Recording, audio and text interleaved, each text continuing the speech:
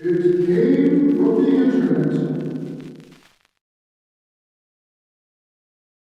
Hey y'all at the Writer's Workshop, I promise to try harder with my pastas. Starting now. It does look cliche.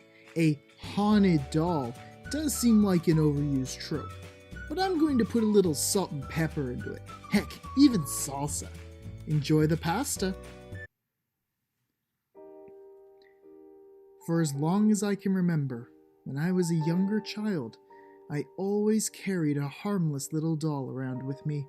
I loved it, I took care of it, like all children do. But there is a time where that treasured belonging of yours no longer means anything to you. Well, now I'm 36, and that doll led me to ultimate disaster. When I was around 15 years old, I had found the doll underneath my dresser, covered in dust and underneath baby clothes.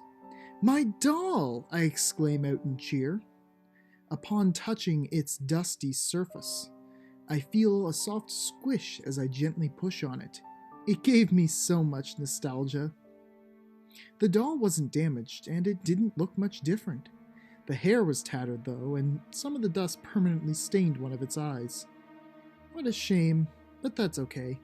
I promise to never leave this doll alone again.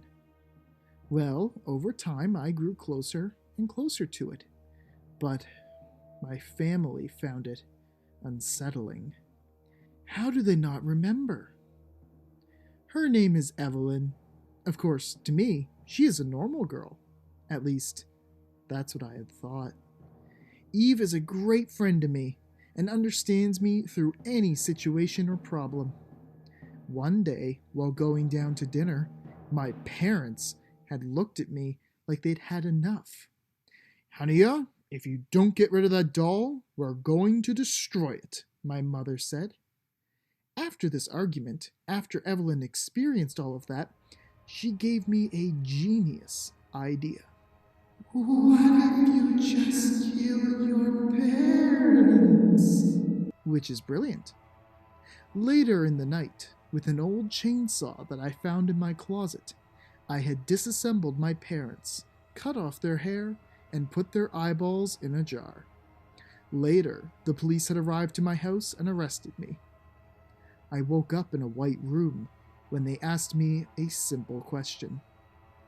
"Why did you do this?" Of course, I answered truthfully. "Evelyn told me to do it. You know, the small doll." The police officer gives me a silent look. "Did she run away?" With a hesitant response, they say, "I'm sorry. There was no doll. You have schizophrenia."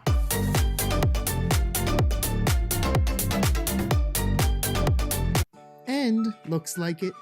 I'm kinda scared after writing this, especially at 12 a.m.